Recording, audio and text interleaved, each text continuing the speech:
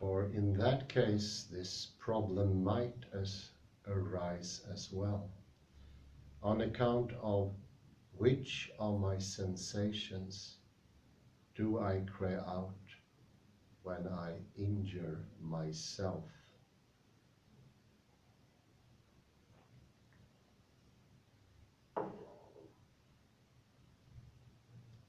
In fact, what happens is that the child behaves in a particular way.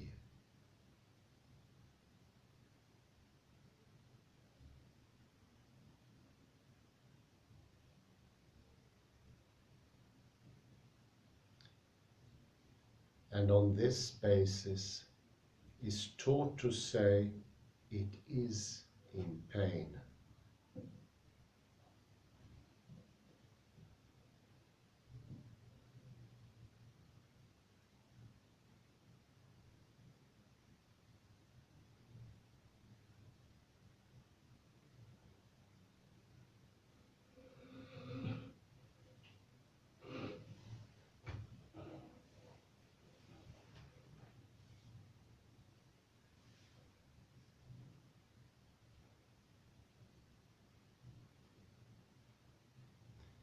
In this way, a verbal component is added to its behavior.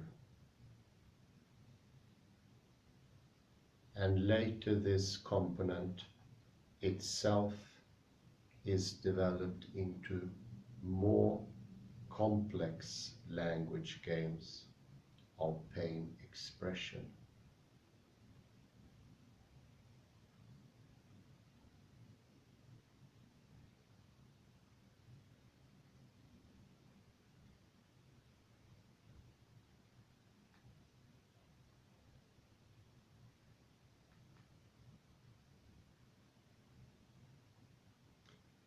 From "it hurts," the child moves on to expressions such as "my foot hurts," or "I have a stabbing pain in the back of my ankle."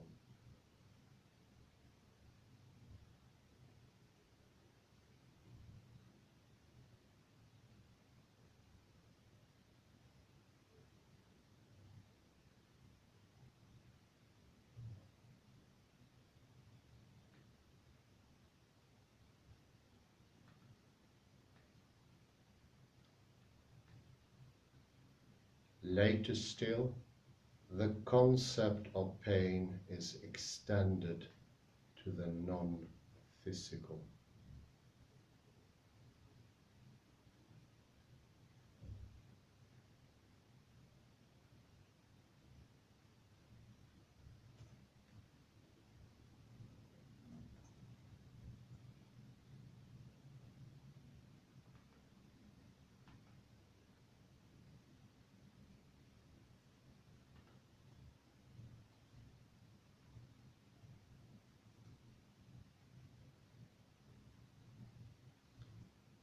So that the individual can, for example, describe her pain by saying that she feels as if she has lost all that was most precious to her.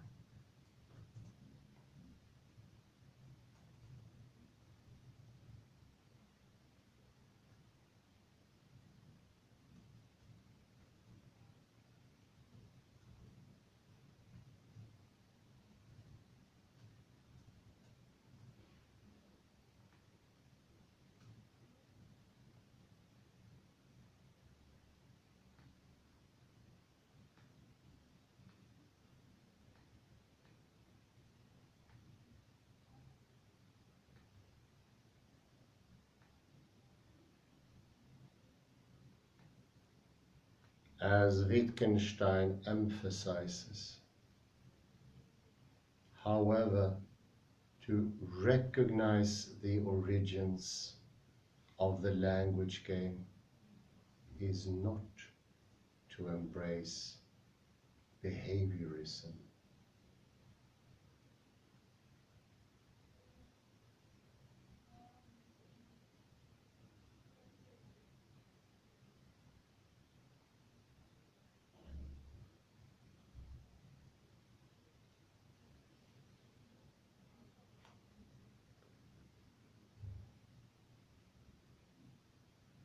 So you are saying that the word pain really means crying.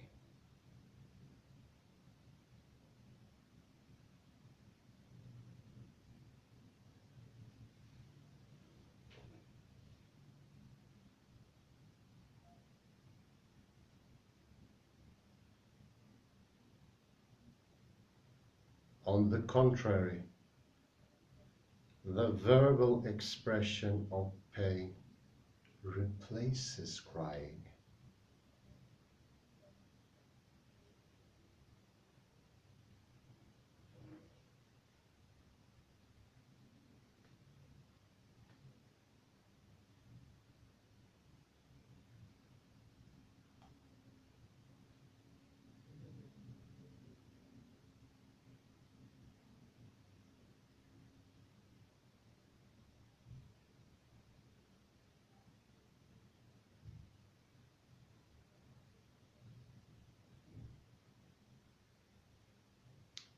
And does not describe it.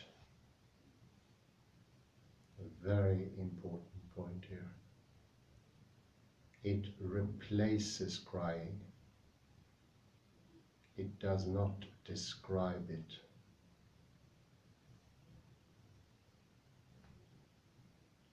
Let me repeat. On the contrary, the verbal expression of pain replaces crying. It does not describe it.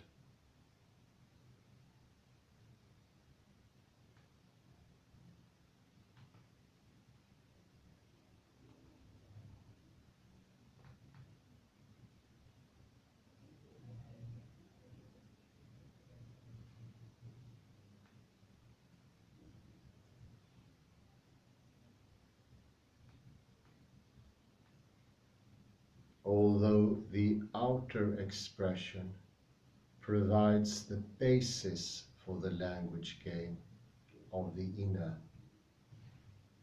the essence of that language game is that it is not a language game about behavior. My comment, out goes Skinner and behaviorism.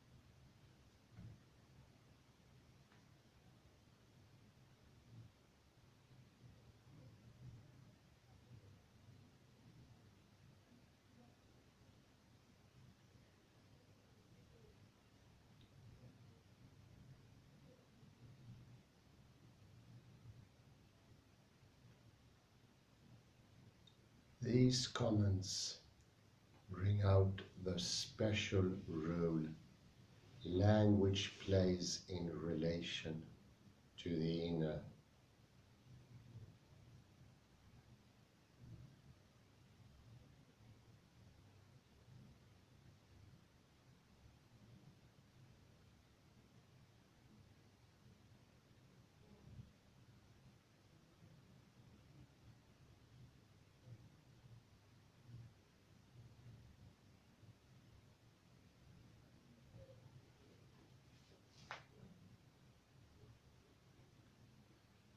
In this context, use of a word does not involve learning rules. Rather, it builds on a natural reaction.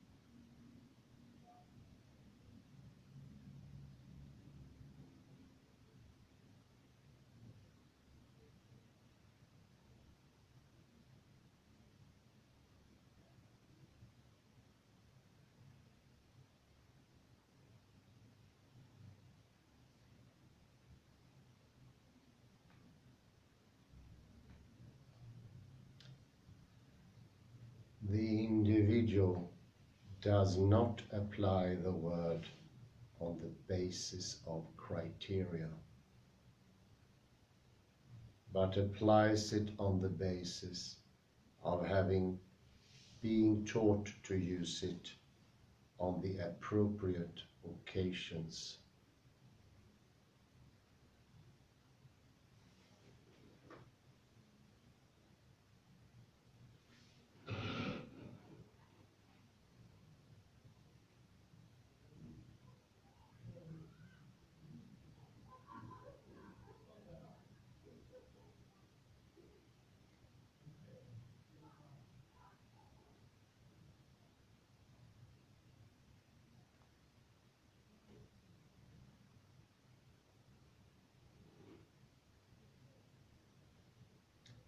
Mistaken use of an expression is akin not to the misapplication of a rule, but to the inappropriate use of a signal.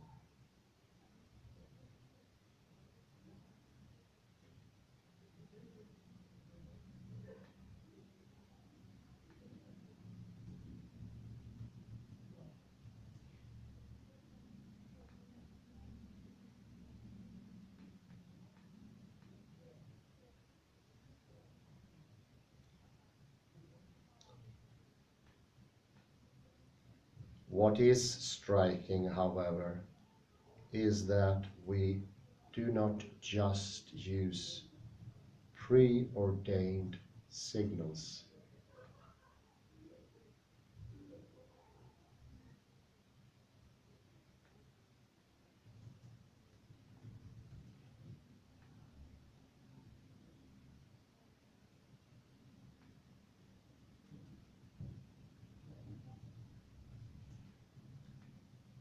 But go on spontaneously to develop new possibilities of self-expression.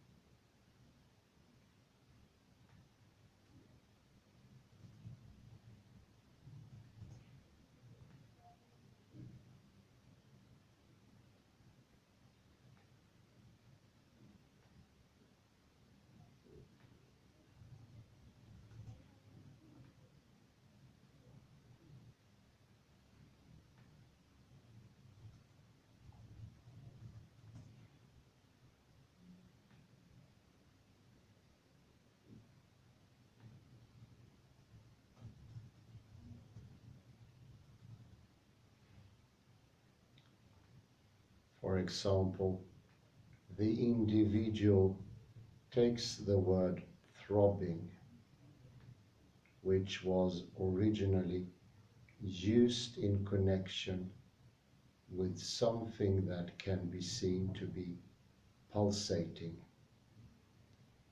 and uses it to describe her pain even when no pulsating motion is visible.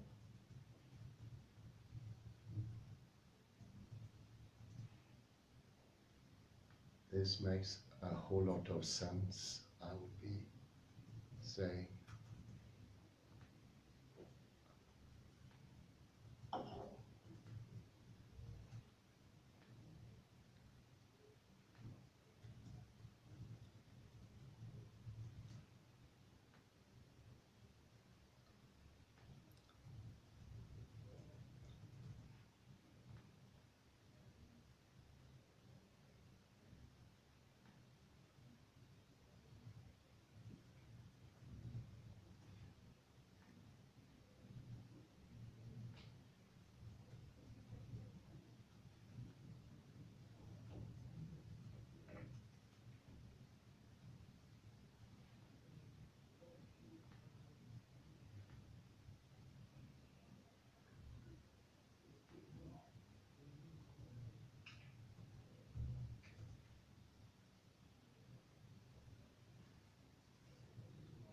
Here, the relationship between the words and what they refer to is quite different from in the case of an outer description.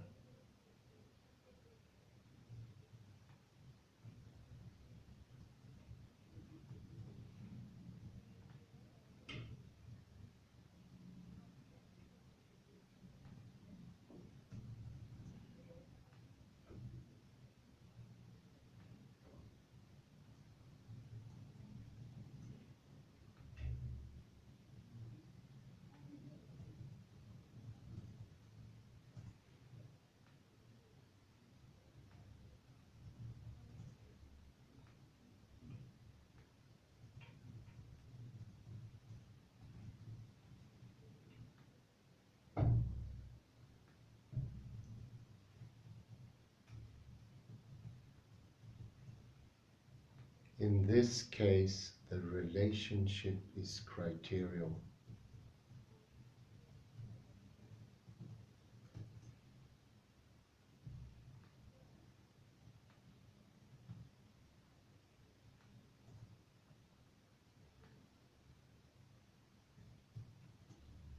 The individual's pain is characterized as being of a particular type because of the words she uses.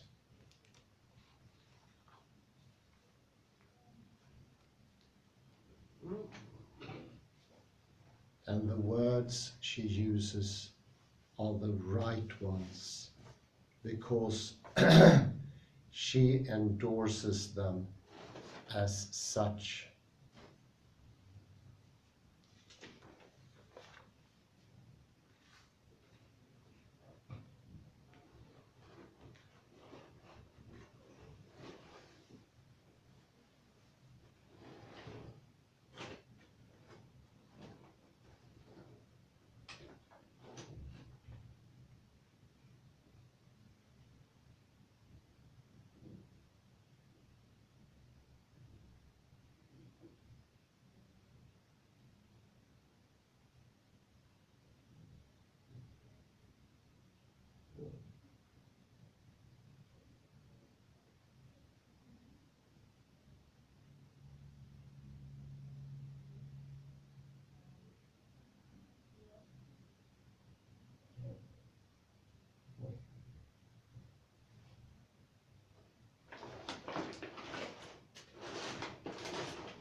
These points underline, on the one hand, the importance of utterances,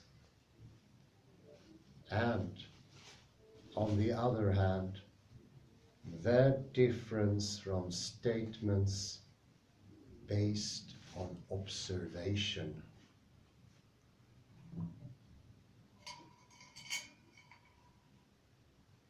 One consequence of this is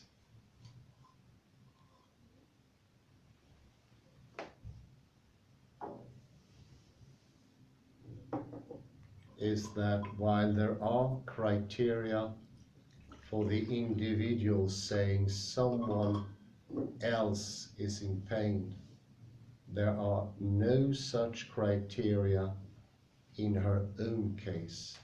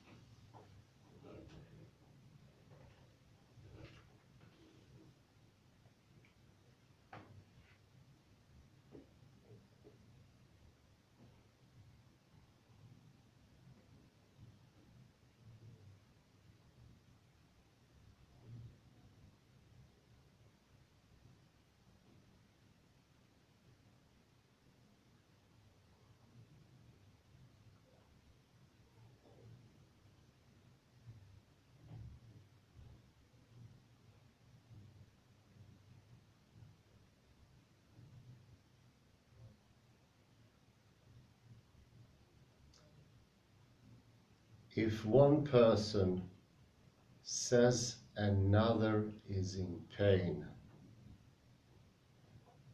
she can typically support his statement by pointing to aspects of the other person's behavior which are accepted as criteria for pain.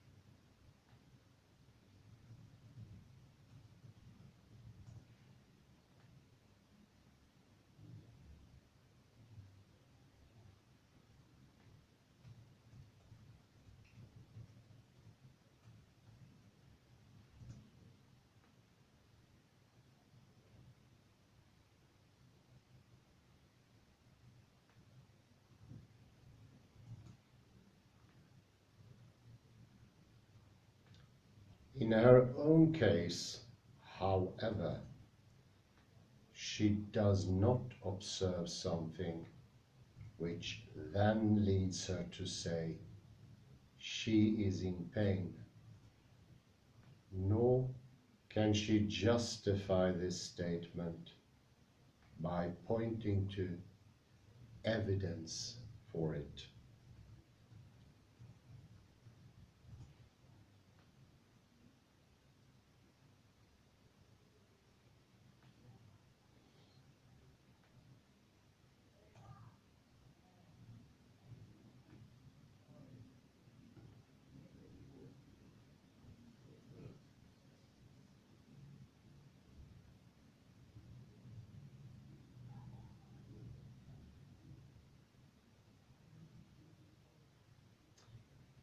Instead, she simply repeats an expression she has been taught or spontaneously develops a new one of her own.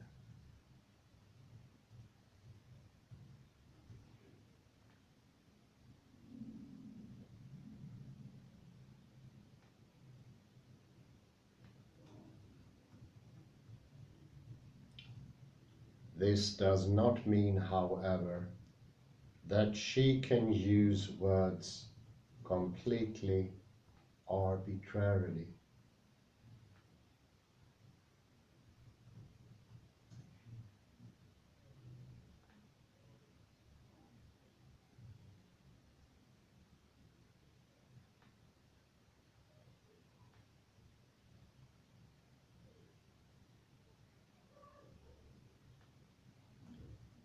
If someone says, "I'm in pain," and yet obviously enjoying herself, she will taken to have misunderstood the meaning of the sign she is using.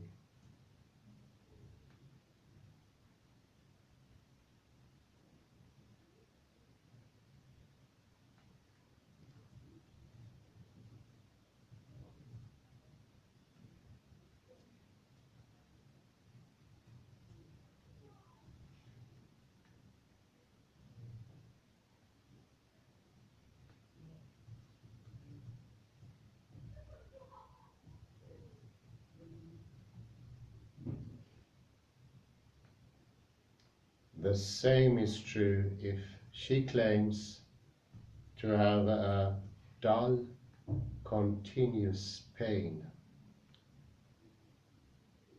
when her features are periodically distorted with spasms of agony.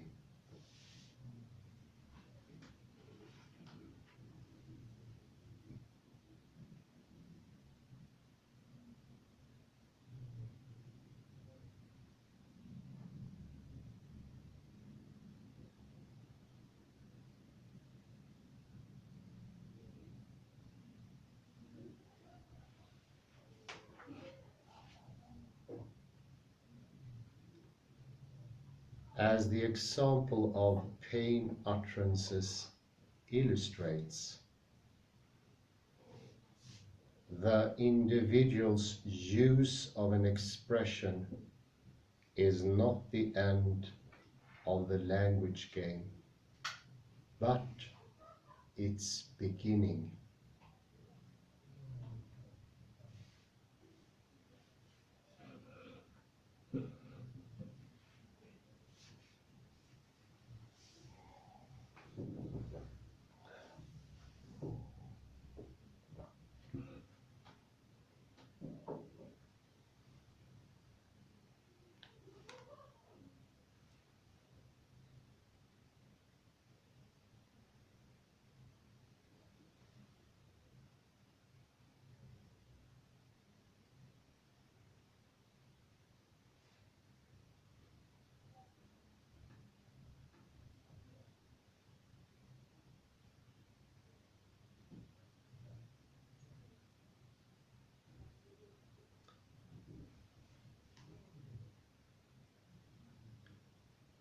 Whereas initially pain behavior consisted simply of crying, etc.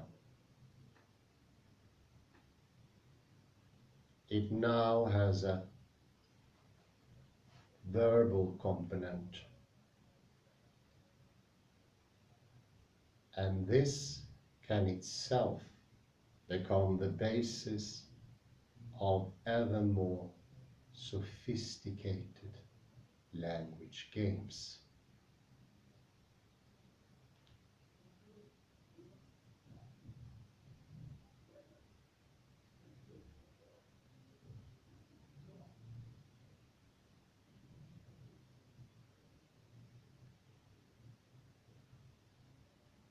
Once pain has a verbal expression, new options open up to the individual. New types of pain behavior become possible.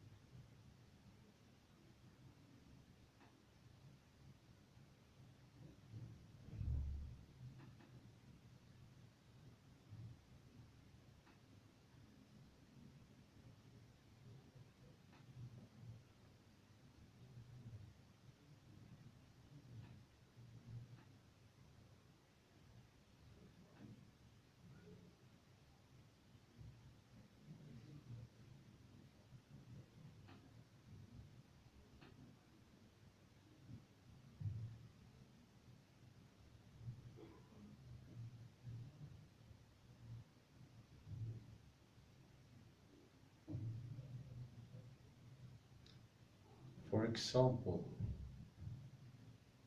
the individual may specify the nature of her pain.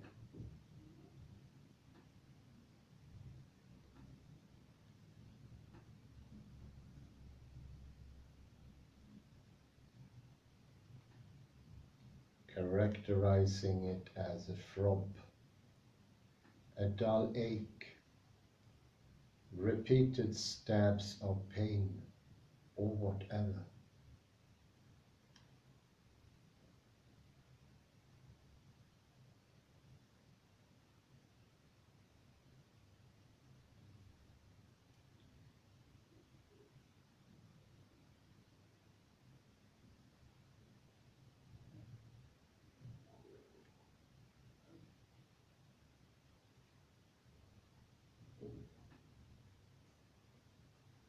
Other more elaborate statements are also possible. For example, the individual may say she feels as she had a knife in her ribs.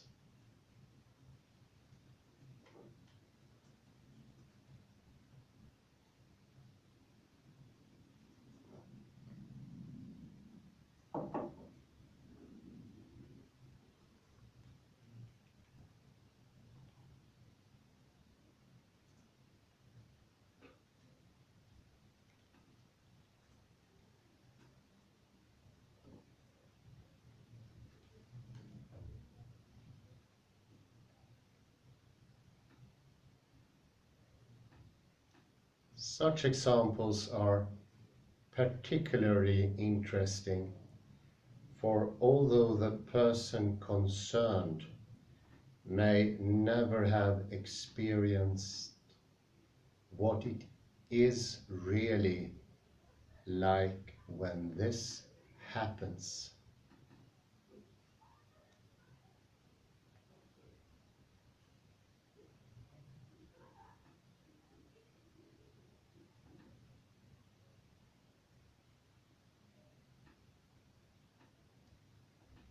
the phrase may still give expression to her pain, and it may give others an idea of what she is feeling, even if they too have never had the misfortune of a knife wound.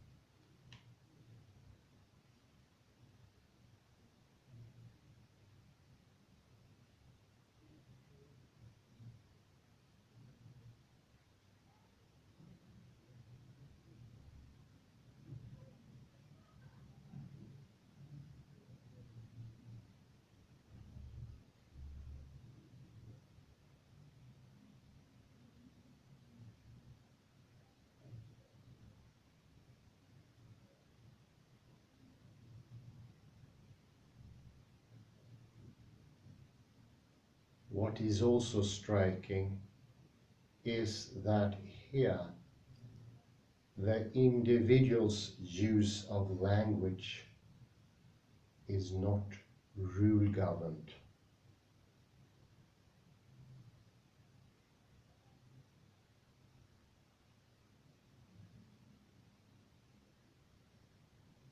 The individual learns a word and then combines it with others in a new, apparently arbitrary way.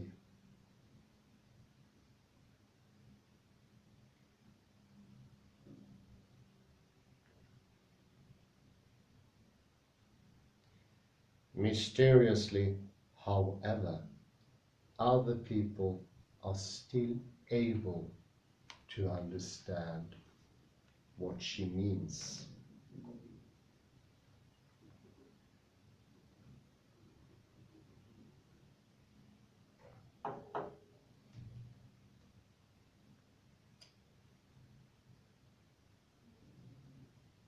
My comments here is, I think of essences, the need for true causal origins and original pain. Those are things that we obsess over.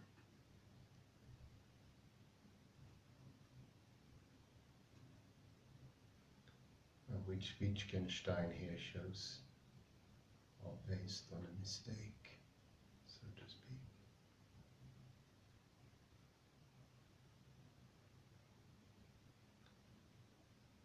Our ability to use language in this way is an unexplored philosophical puzzle,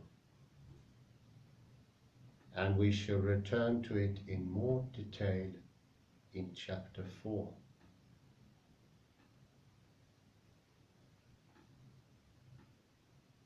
For the moment, however, there are several important points to note.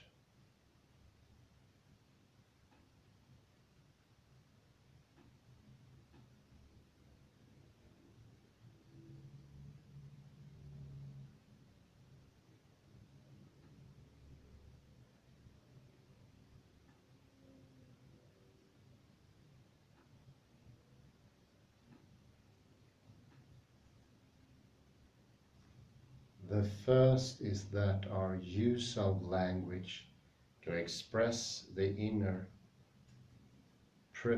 presupposes certain natural reactions which we share.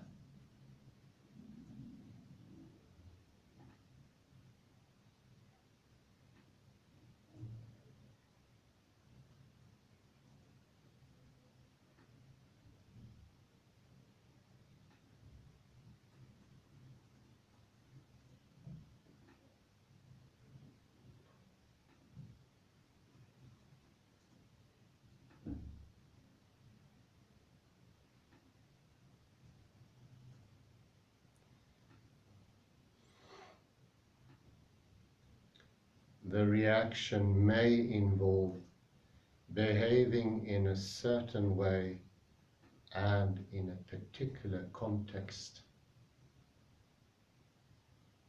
For instance, crying when hurt. Or it may involve putting together words and phrases in new ways. In either case, however, using language does not involve applying pre-given rules. Goodbye Chomsky and Steven Pinker.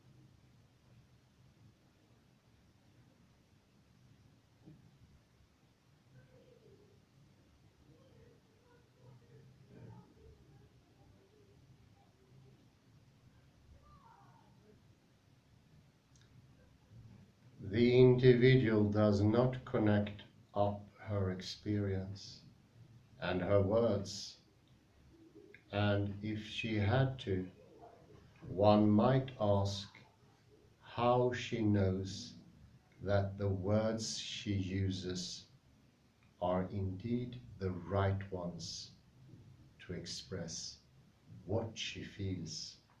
And I would say that isn't it? Sorry, my comment here. That's a very, very strong argument. How would she know?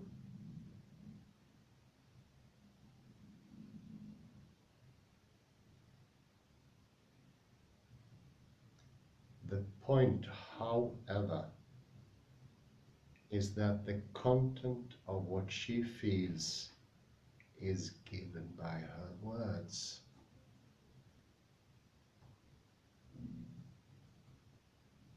There is no need to make a connection between the two, because the one is the criterion of the other.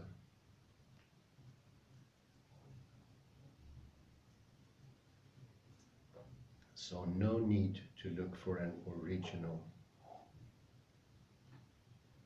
a pure beginning.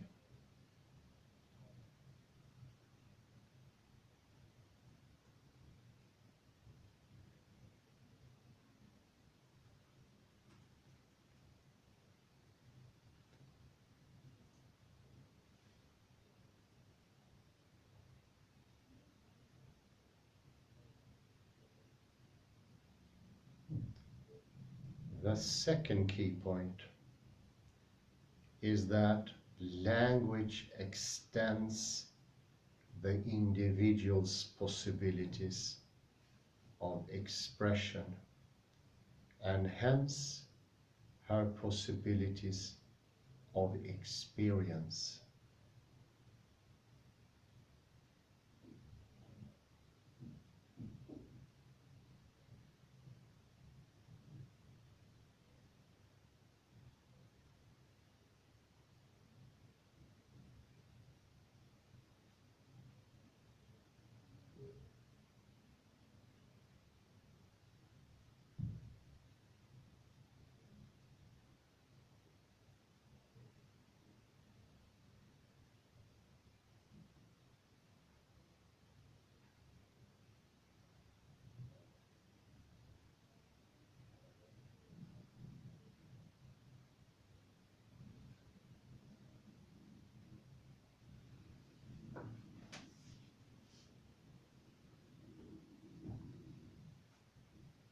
A dog, for example, cannot hope that its dinner will be served punctually at 9 o'clock.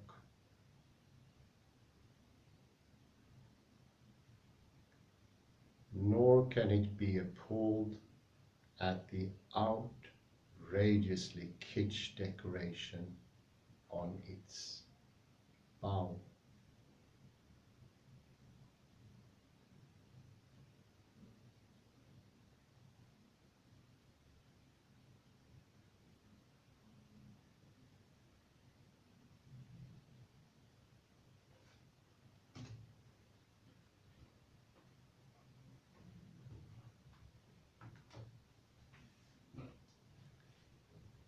To have these experiences, one must be able to speak.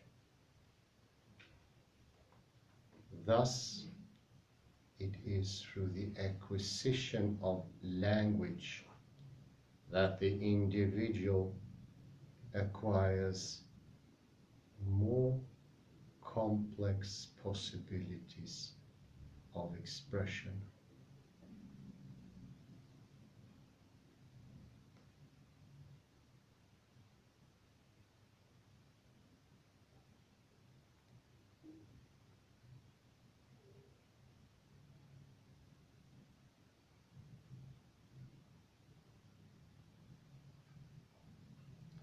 And hence the possibility of a more complicated inner life.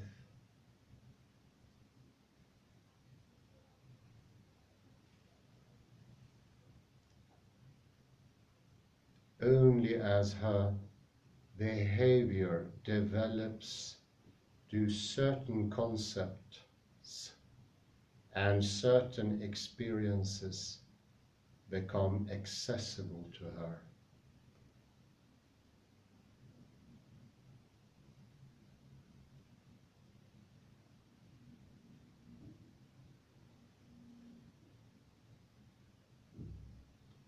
While an adult can experience the tragedy or the irony of a particular situation, a child cannot.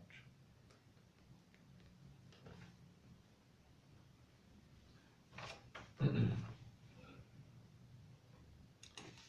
here I would say that Wittgenstein is defending the whole of civilization.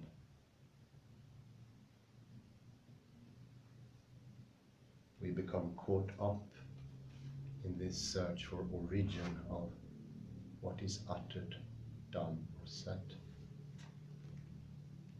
Definitely guilty myself for that.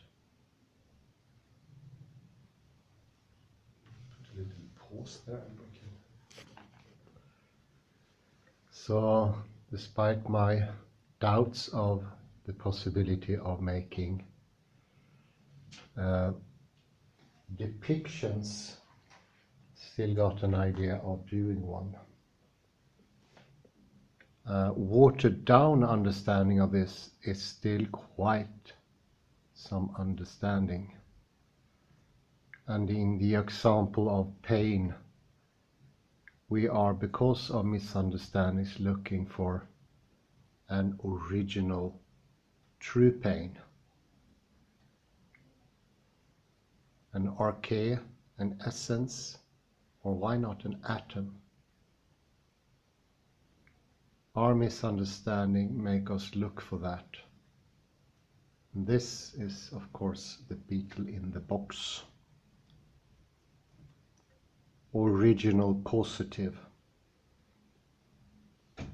that gives the expression ouch.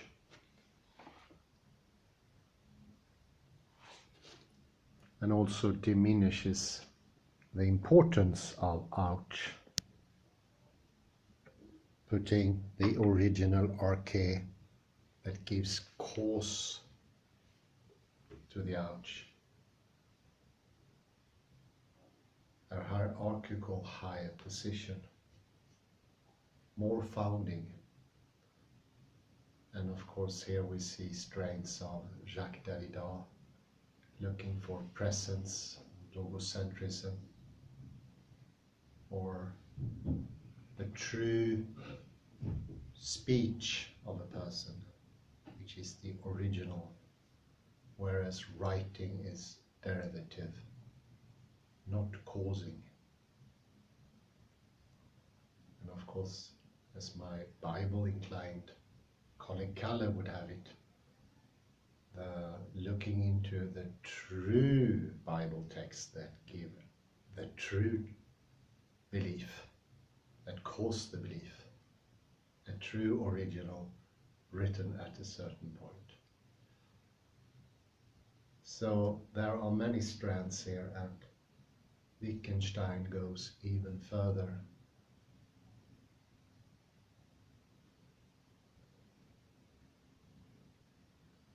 This has definite ramification into the deepest of our soul. I would say it even makes the soul possible. Otherwise, we'd be caught up in an infinite regress of looking for origins. The homunculus we discussed before,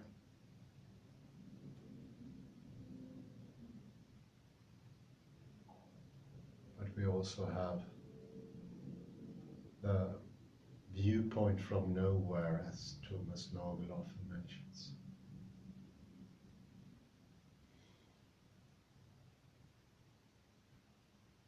We become caught up in an endless questioning. What started it? Where is the true cause?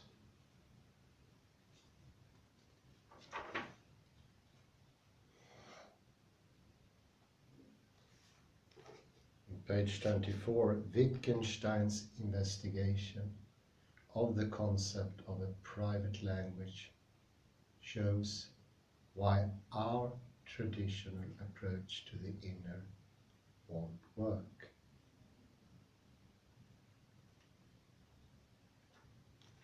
How we get caught up, hypnotized by an image, unable to shake it. Plato was looking for it his whole life. The true idea that caused all the other ideas. The other ideas, of course, is ouch, the secondary ideas.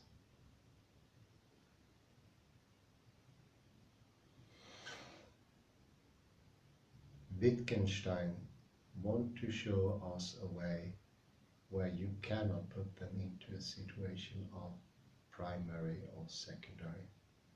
It just doesn't make sense. The language game of ouch is directly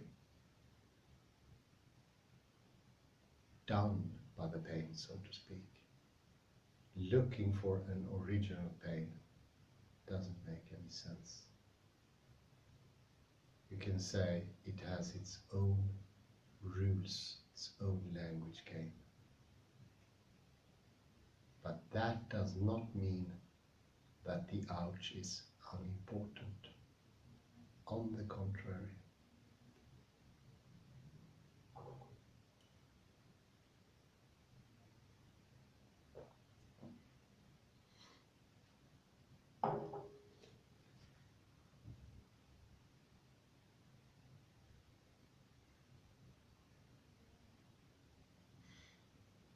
This is defending language.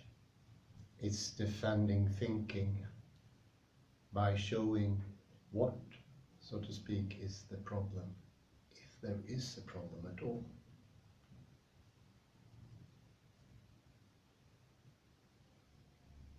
My direct response when I read this, why hasn't Ian McGilchrist went further into Wittgenstein? I have my suspicions why, but it would help enormously.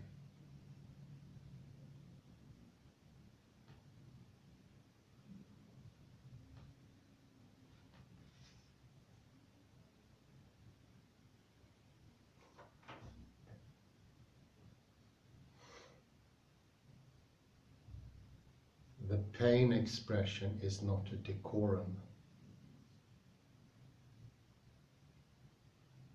Something that we put on top of something that is truer.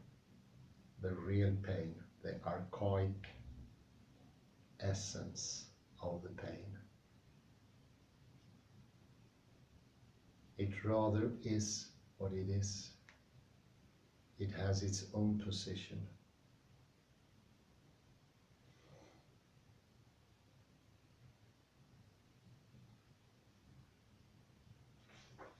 And in a certain way, it cannot be wrong. It doesn't make sense that the connection between the origin, connection, whatever that would be, is not true. And I shriek, I yell, ouch, and I made a mistake. No, it doesn't make any sense at all. And this is exactly what philosophers been pointing to, believing that that could be the case.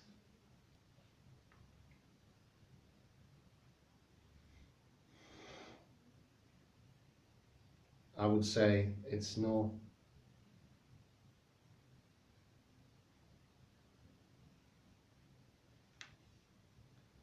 underestimation to say that this completely changes our understanding of psychological concepts.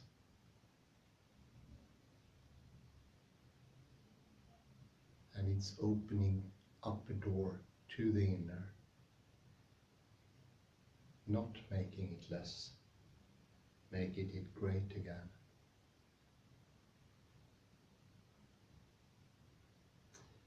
Maybe a comment from my dear friend Kalle here.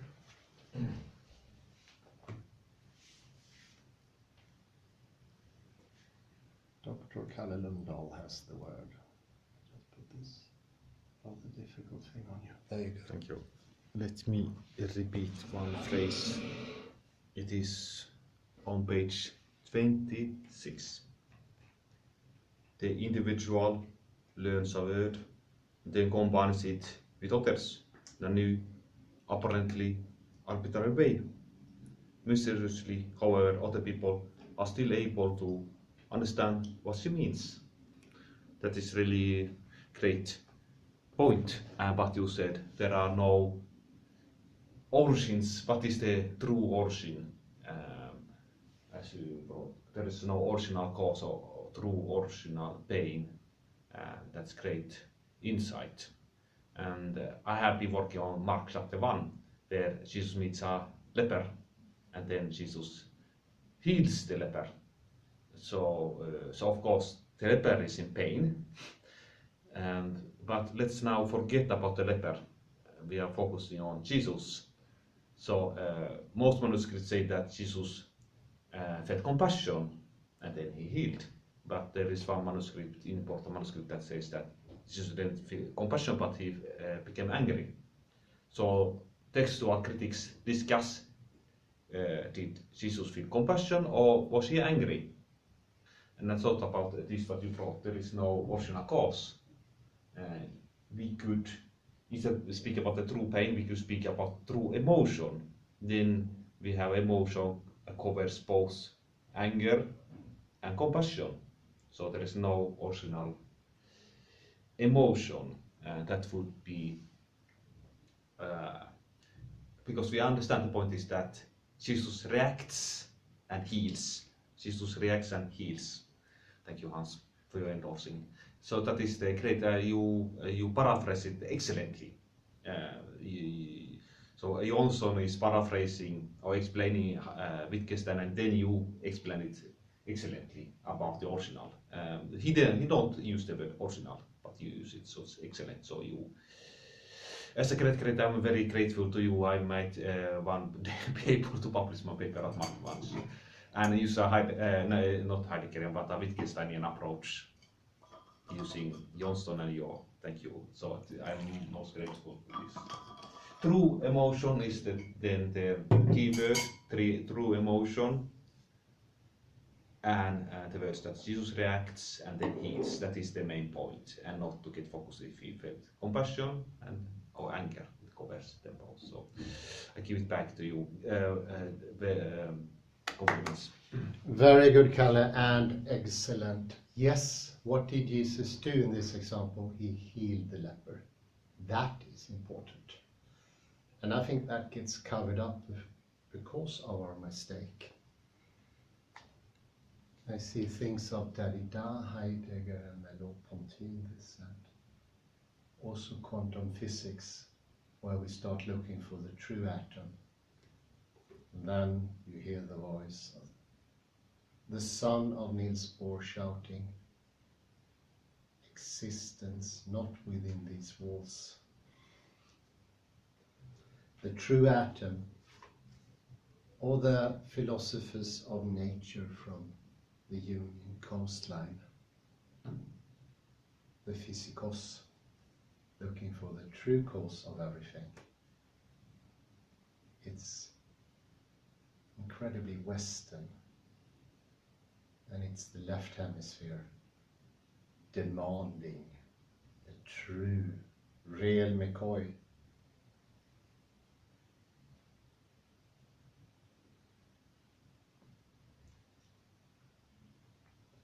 You can also hear this in modern jargon where people say that electronic money is no money.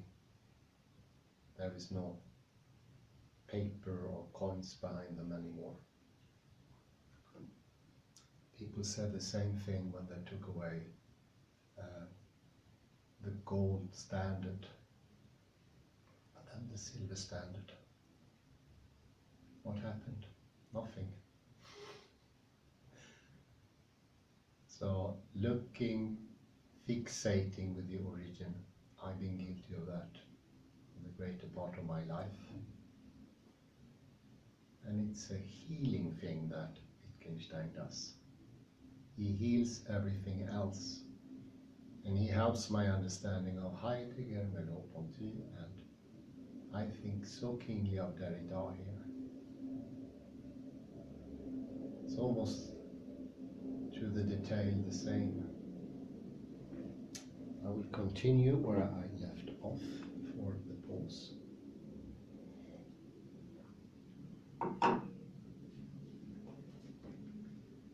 Still recording? Indeed, 1 hour now. So we are at the second paragraph on page 27.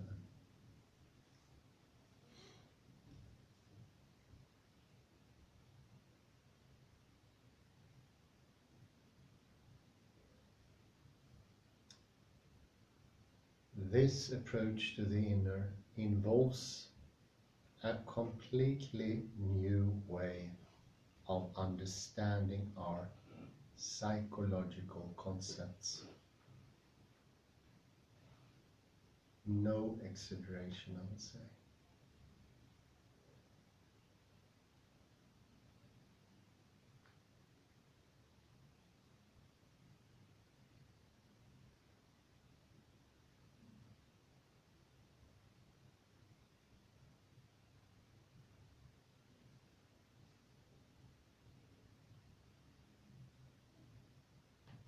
It also involves rejecting the confusing picture which treats the inner as though it were a substance whose changes, states and motions the individual observes and reports on.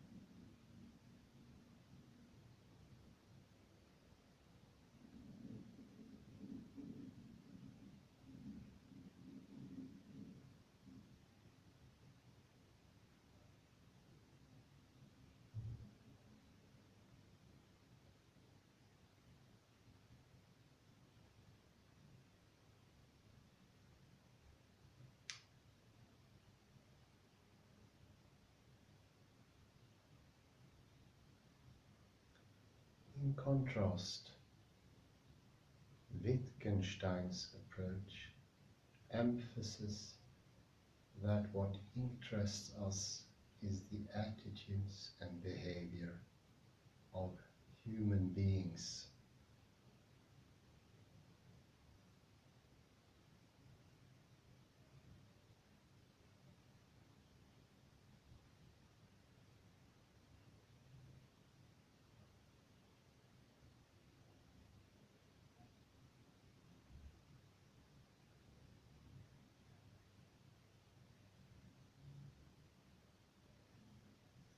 The pain behavior of others, for example, matters to us, and it is on this basis that the language game is built up.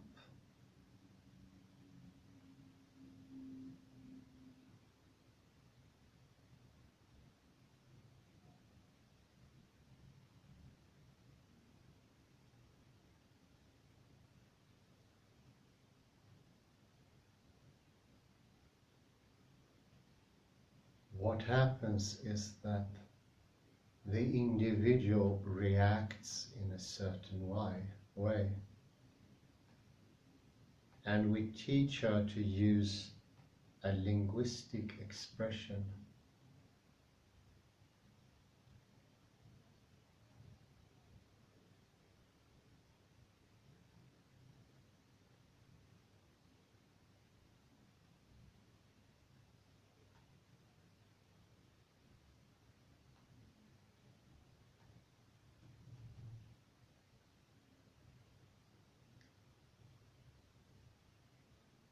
We call the words she then uses sensation words because of the type of basis they have and because of their role in the language game.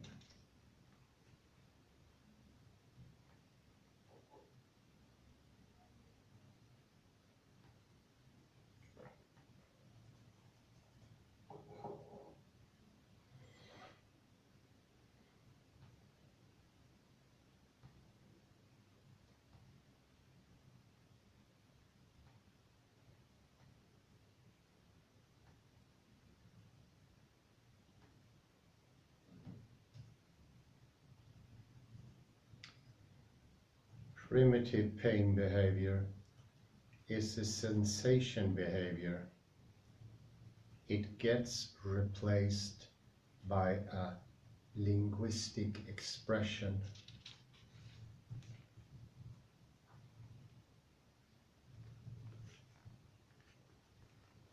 The word pain is the name of a sensation.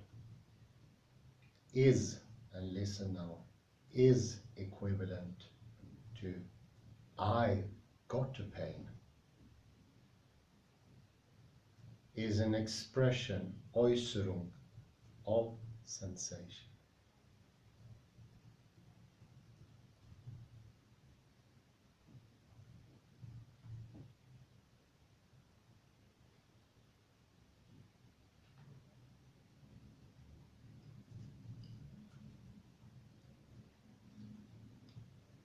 Wittgenstein's emphasis on behavior should not, however,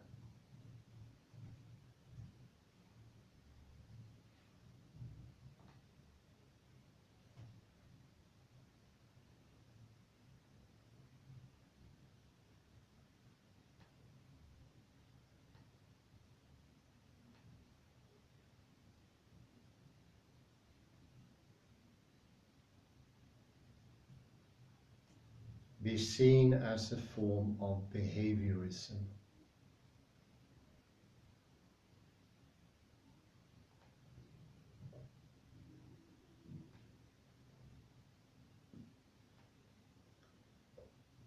On the contrary, the concept of the inner expresses the distinctive nature of our interest in human beings.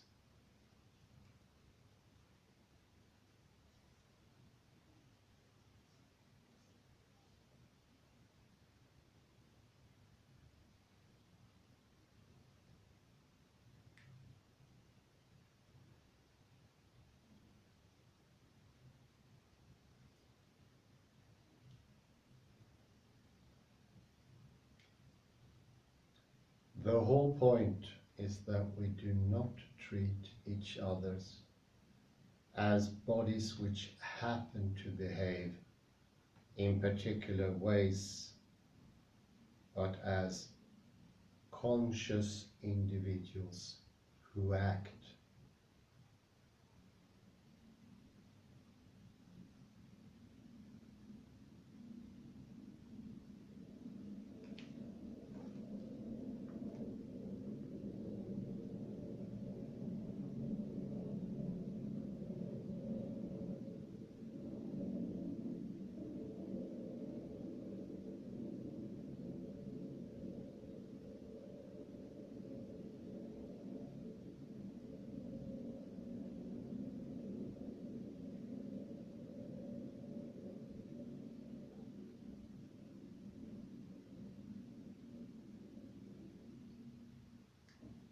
The notion of the inner does not refer to some separate reality, but expresses our relation to each other and a particular way of understanding human action.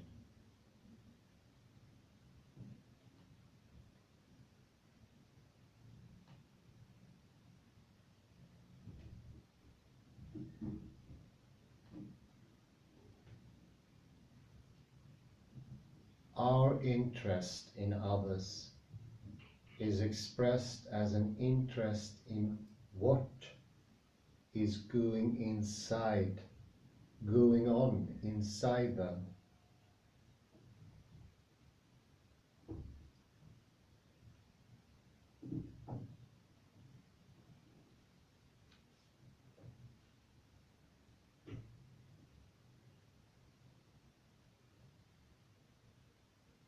When doing philosophy, however, we misinterpret this picture and are left struggling with the confused idea that what is essential to pain is a mysterious and private inner event.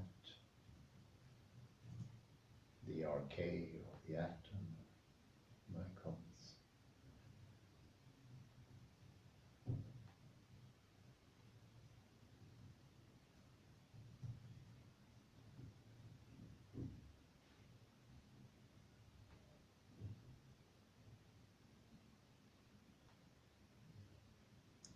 Against this, Wittgenstein urges us to recognize that we are interested in people's utterances.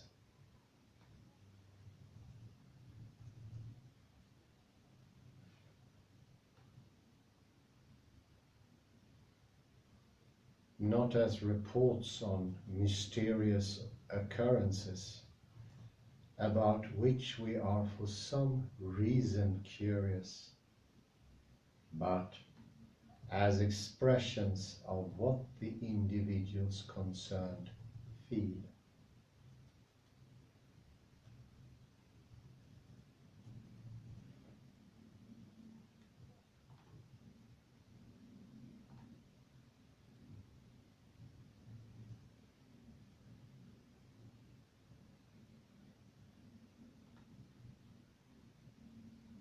We are interested in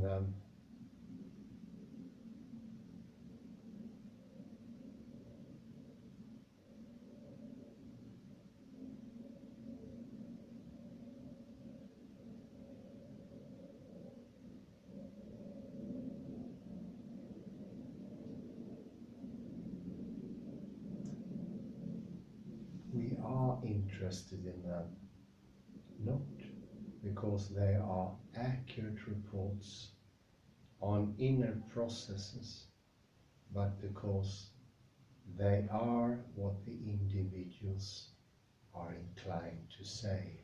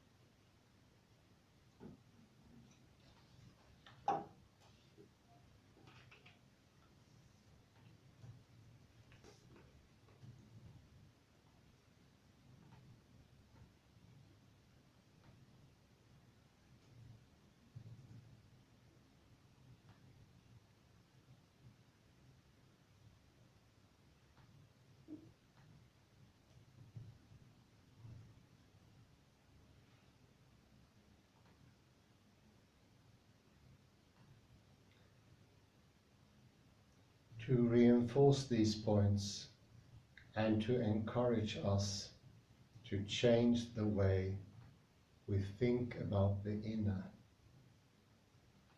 Wittgenstein introduces the idea of the soulless tribe.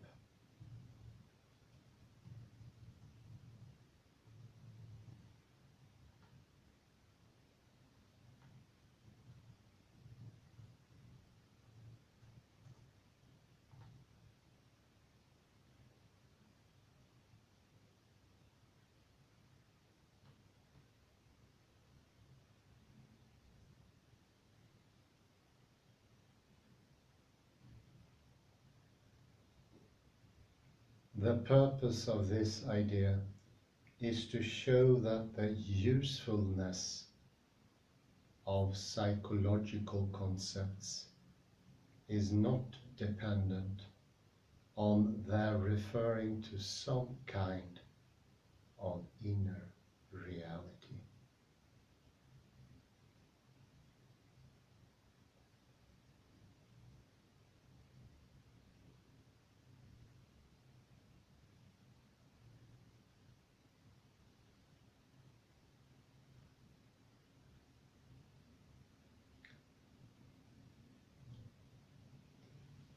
We treat this claim as an accepted fact and laugh at anyone who holds otherwise.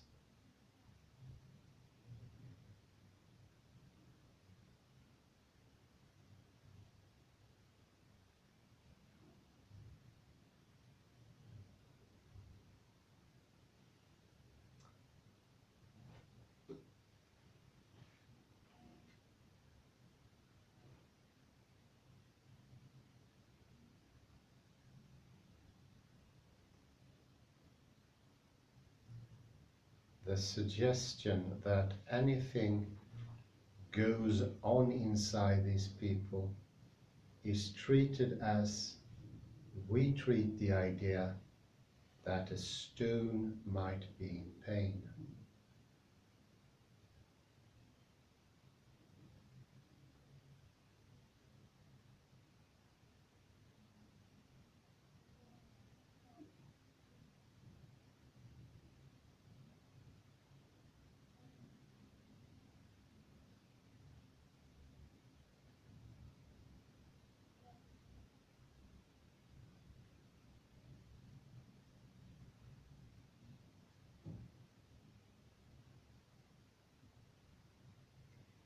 Despite this, we still want these people to work for us and are interested in various aspects of their behavior.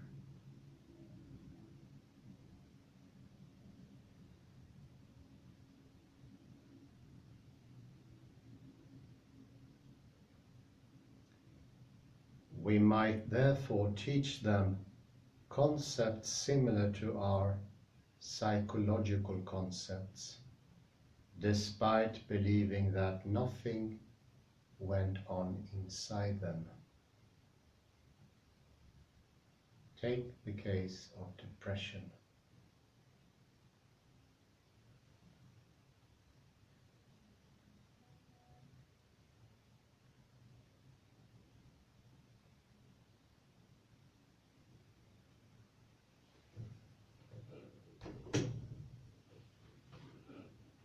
Quote, I am interested in that the slaves, it's important that he can say, I am depressed and he won't work well. So I teach him to give me a signal from which I can predict his behavior.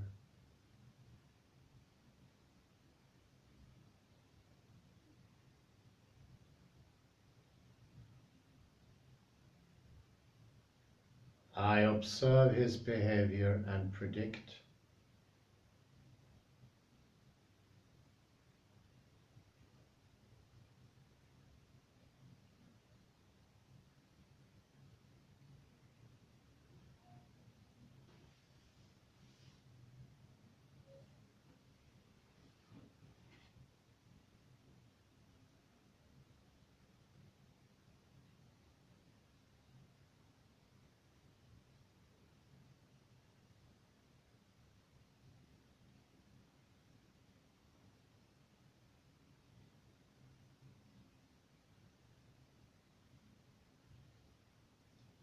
then I can teach him to signal for me, so then I can predict. But he does it without observing himself.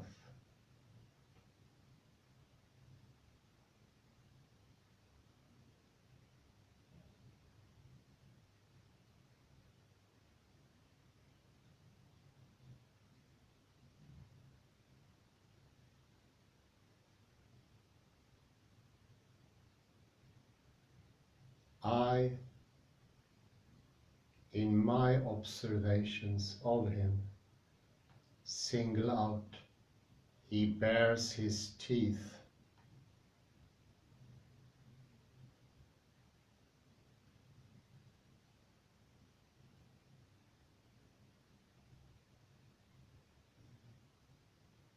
Or he waves his arms, or he gets red in the face.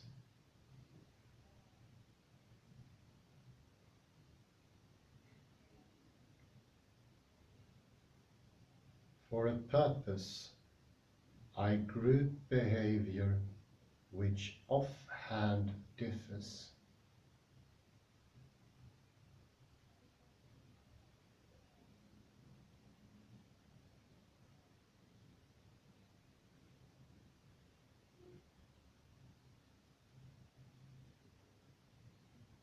And I distinguish between which offhand looks alike.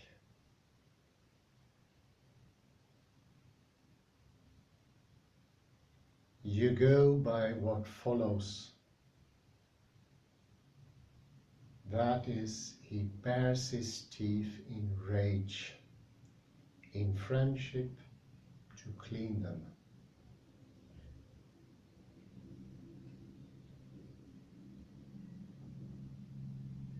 End of sight.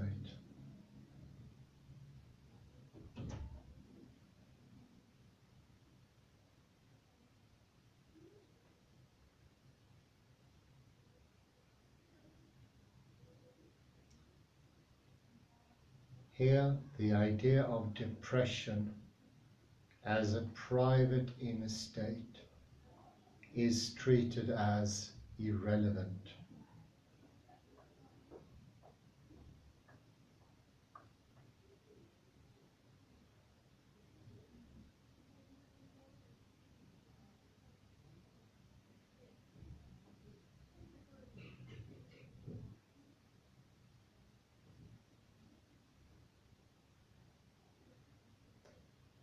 What is important is that we have a practical interest in how the individual acts, and on this basis pick out certain types of behavior in particular contexts.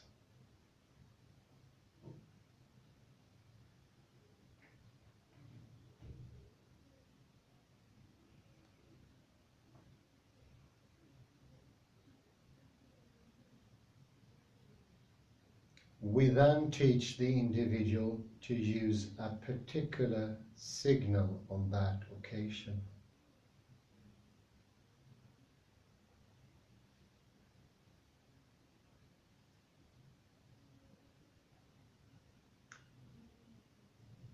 However, what unites these occasions is not some inner event.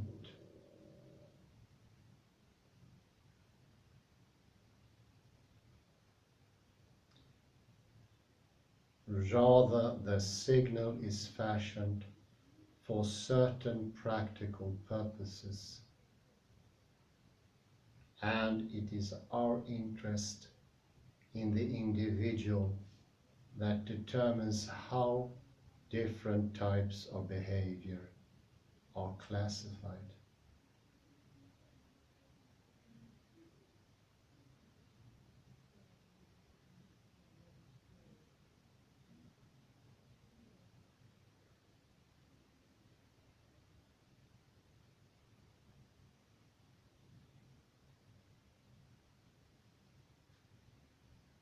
Thus, different actions are treated as the same. That is, shaking one's fist and stamping one's foot.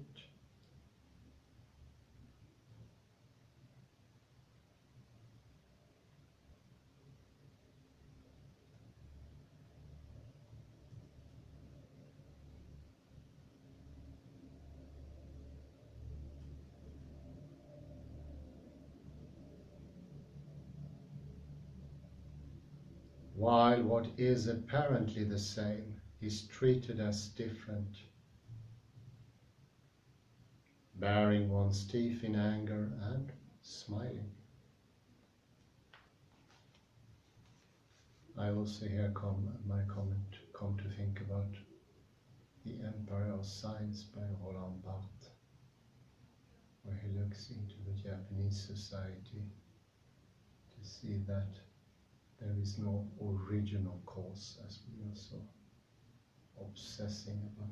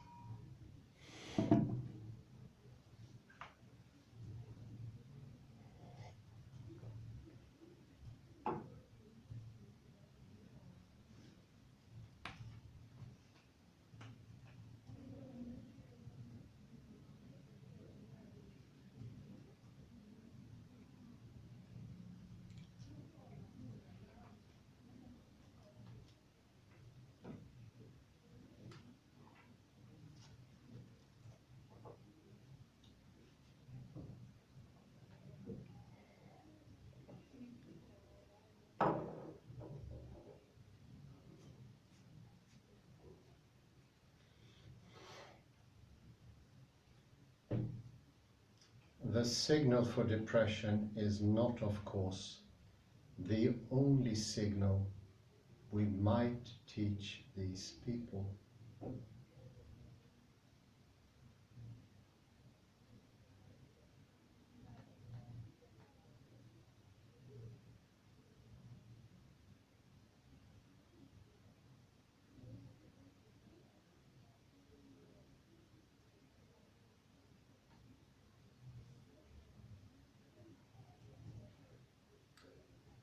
For example,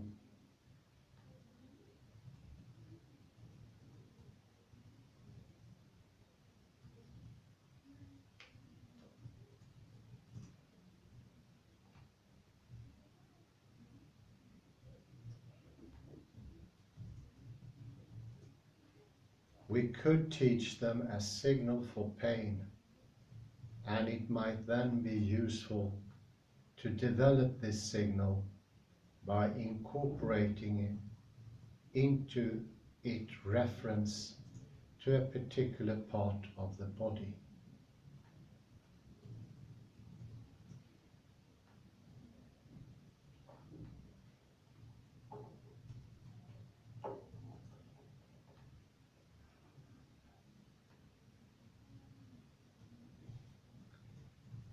Learning the new signal would not involve connecting a phrase up to a specific inner feeling.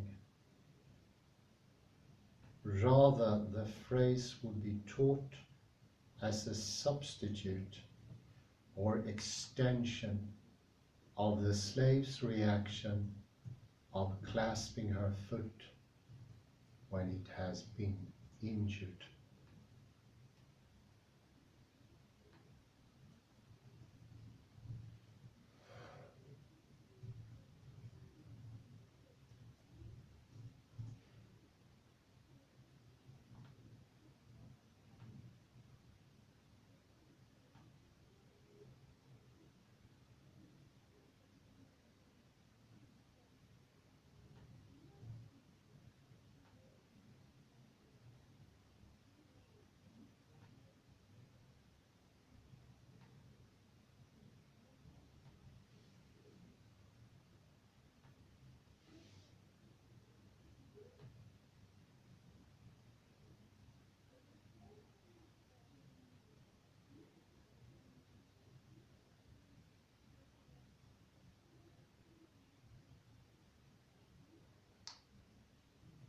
If they lacked this sort of reaction, we might simply encourage them to name a part of the body at random.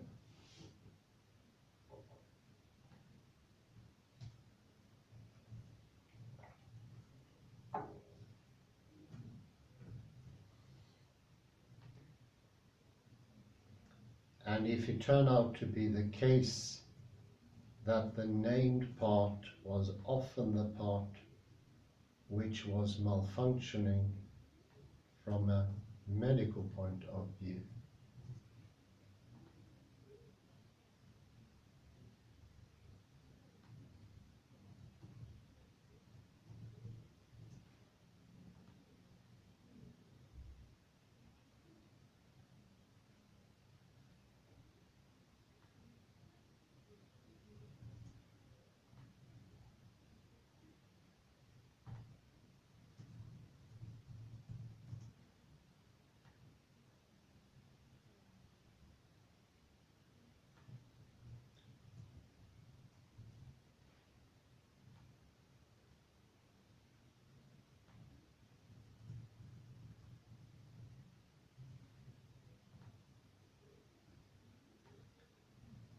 we might use this as the basis for talk of pain location.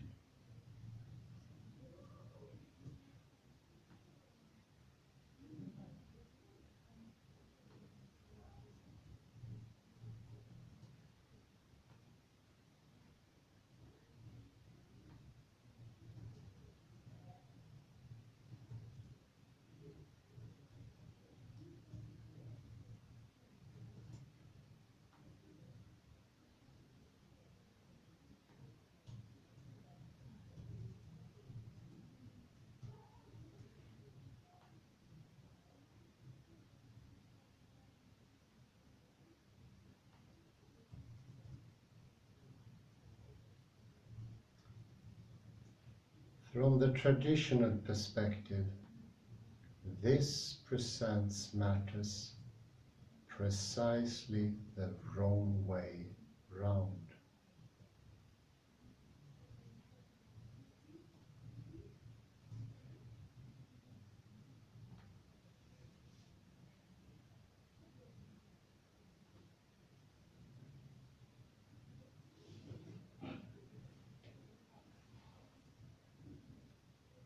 For the natural inclination is to treat the individual's reaction of clasping her foot as based on knowledge of where the pain is.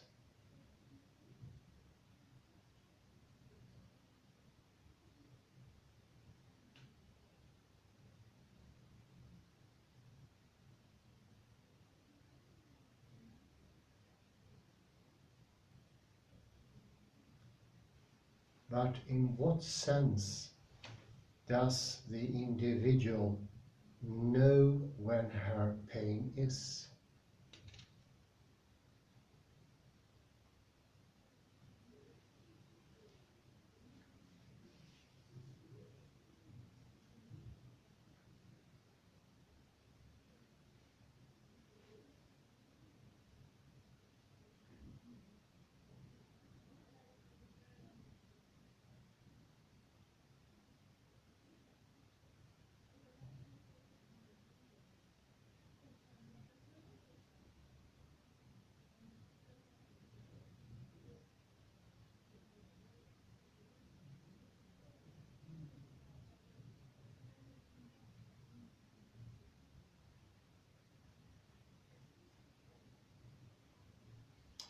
But in what sense does the individual know where her pain is?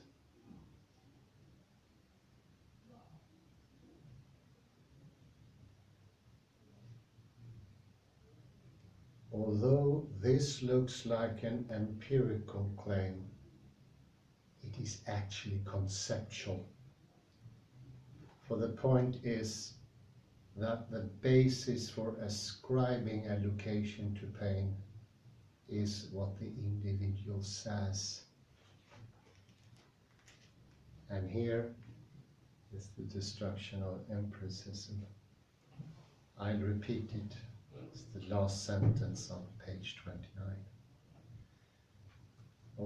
Although this looks like an empirical claim, it is actually conceptual. Well, the point is that the basis for ascribing allocation to pain is what the individual says.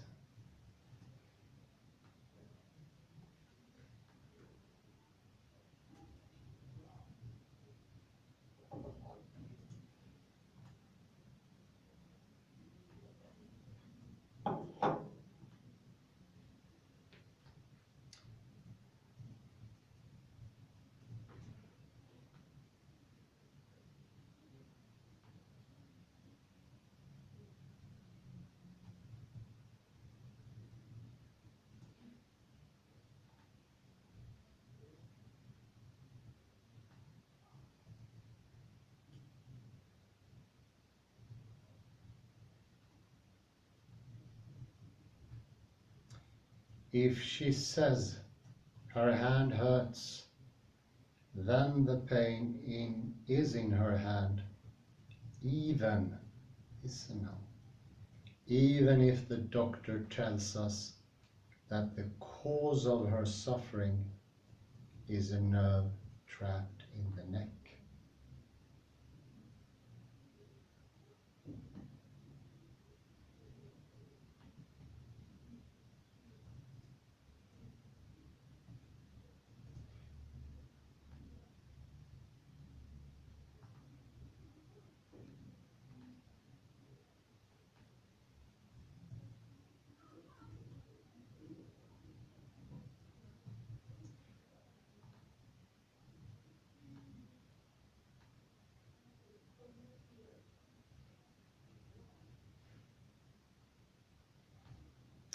One factor that obscures this point is the fact that the area we say is painful often turns out medically to be the part of the body where something is going wrong.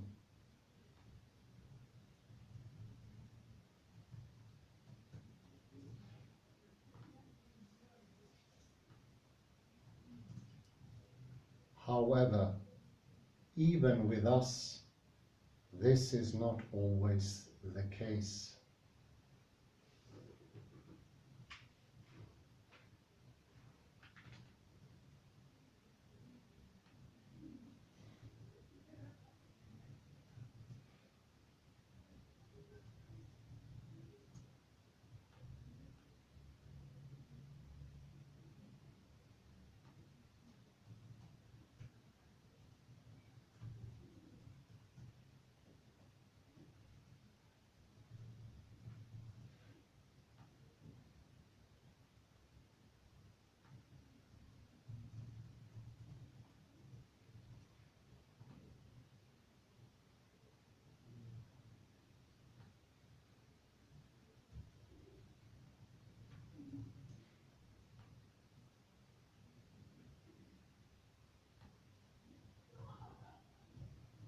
Furthermore, where there is a discrepancy, we treat the individual, not the doctor, as the authority on where the pain is located.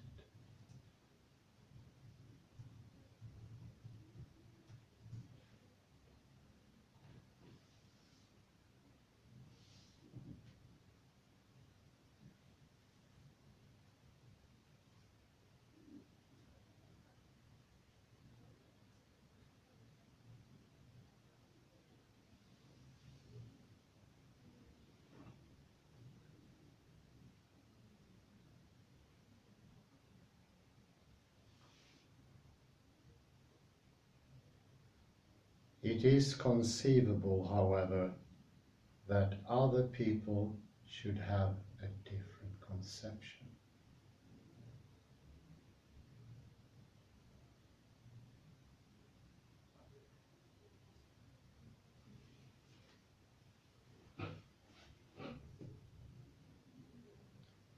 For example, there could be people who feel pain and different types of pain, but who never speak of pain in relation to a particular part of the body.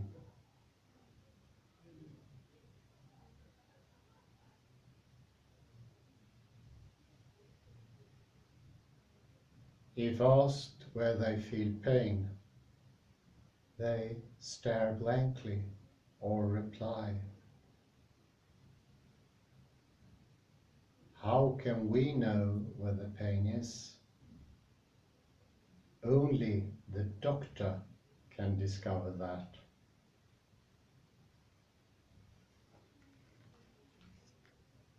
So I see many connections here. I was mentioning Roland Barthes when he goes into The Empire of Science, a neat little book, almost a booklet, I can keenly recommend.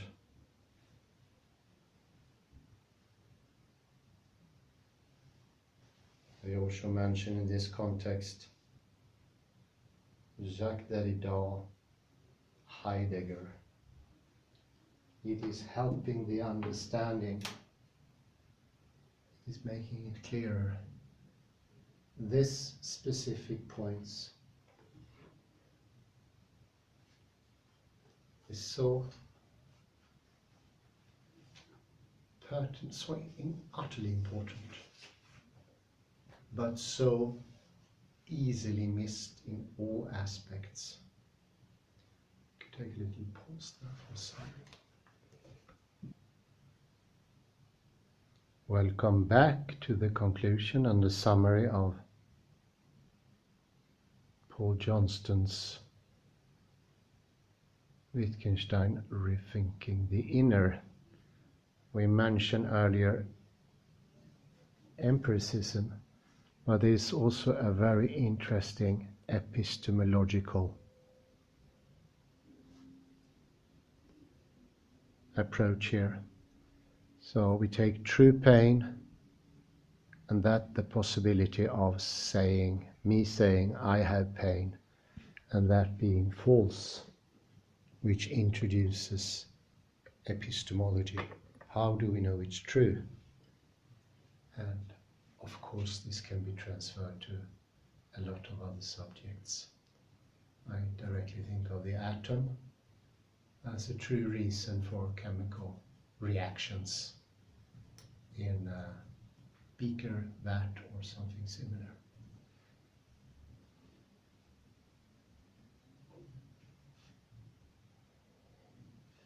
And of course, the true faith as causative, or a true reading of a paper in the Bible as causative of true faith, or instructions in a book that gives a true introduction to a subject.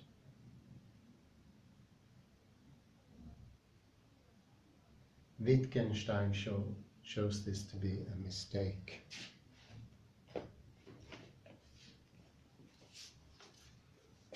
A misunderstanding.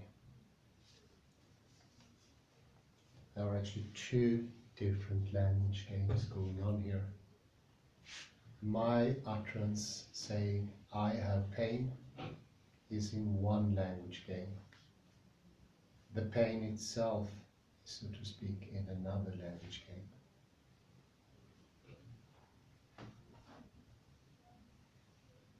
In very odd circumstances, there would be reason to suspect the person to be lying, but those exceptions are not indicative of a true origin of pain. Not at all. Misuse of language. My point of view here, we have been using exceptions too much in Western philosophy. Ian McGilchrist points it out in his book, The Matter with Things, that much of Western philosophy is based on odd circumstances exceptions, and they prove, so to speak, the whole thing. The true origin should be exceptionless, according to the archaic Greek philosophers. And I directly bear to mind a famous example of thinking of consciousness. And one Greek philosopher, I think it was Socrates, mentioned, when someone is drunk, obviously consciousness changes. So he takes an exception and he makes a false logical move, which is called the law of the excluded middle, to conclude that consciousness is in the head. So you see here what this understanding of Johnston / Wittgenstein does. It resolves that problem.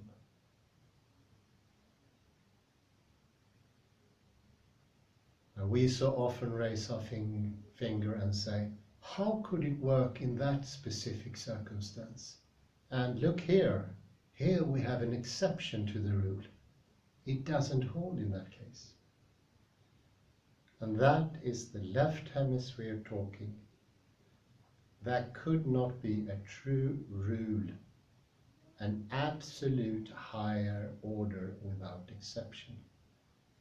It can be all and still have exceptions.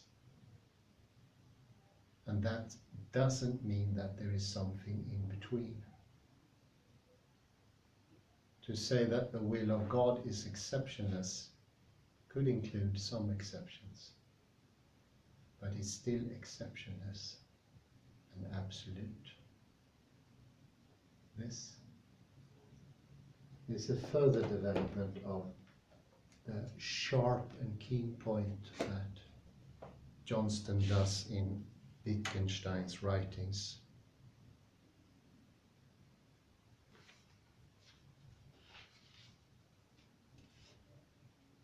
And he takes one of those exceptions to the fore.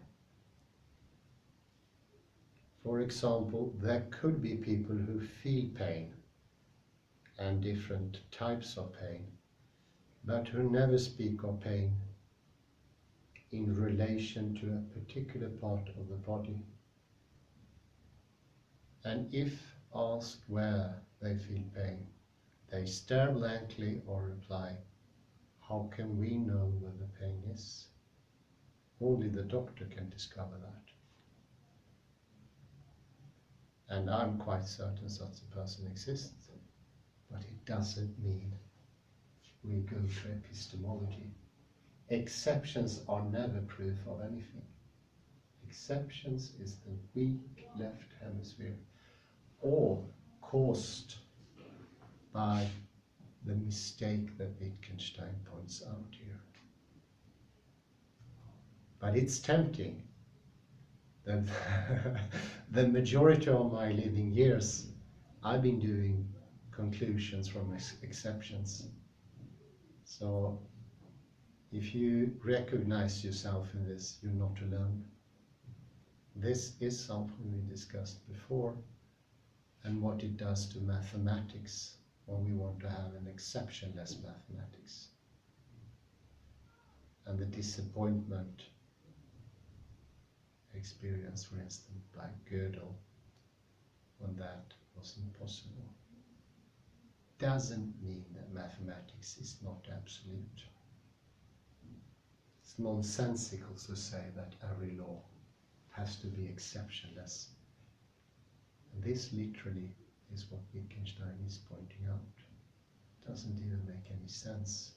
It's not against it, it's not for it, it simply is senseless.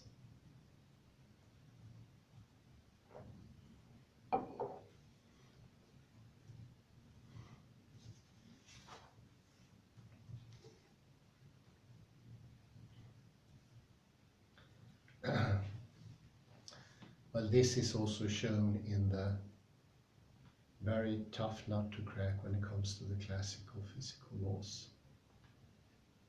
They seem unmovable, even if you understand the principle from what the illicit principle on which they are built. Why are they so hard to resist?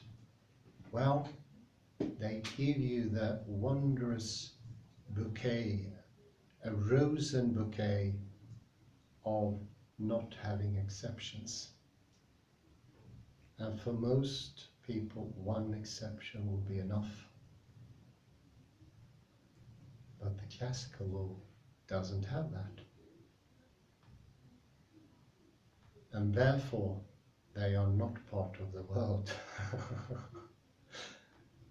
And we're looking for a bouquet that doesn't exist. And this is exactly what Wittgenstein means when he says in philosophical investigation that we are captured by an image. We can't let go. And we need to be shown how to let go, because we cannot command ourselves to do that. Only understanding can show the fly out of the bottle.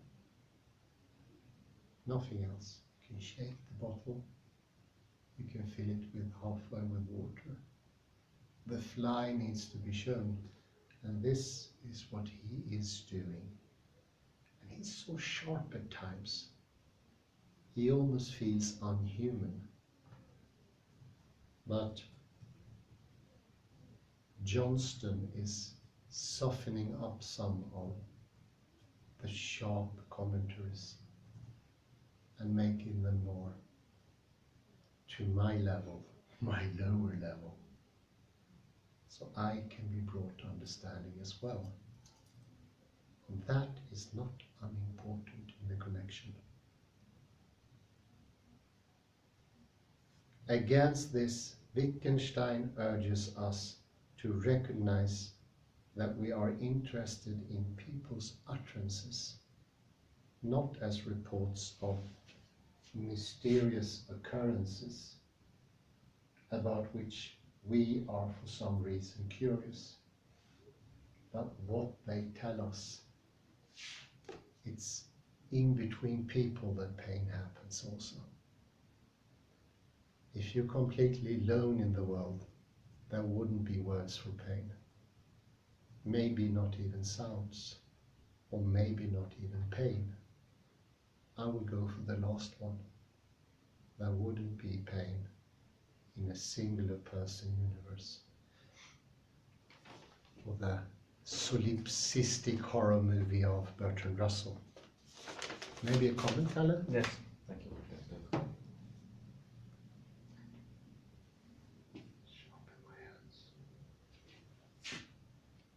Allow me to return to Mark chapter 1.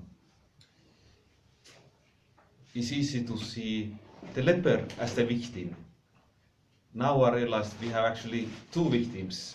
The other victim is Jesus himself, because the scholars who study the New Testament, they are like super doctors who has to diagnose Jesus himself, who is either compassionate or angry. But I think they are playing their own private language game. And they're forgetting that the origin or the result of Jesus healing this leper is emotions between people. So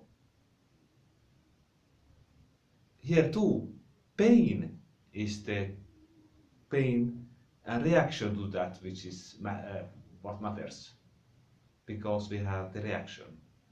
So the key sentence is here. Let me.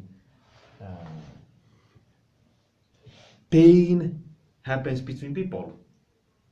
So scholars should not be super doctors who say that Jesus was compassionate or he was angry, but it's the pain that what happens between people that is the important part.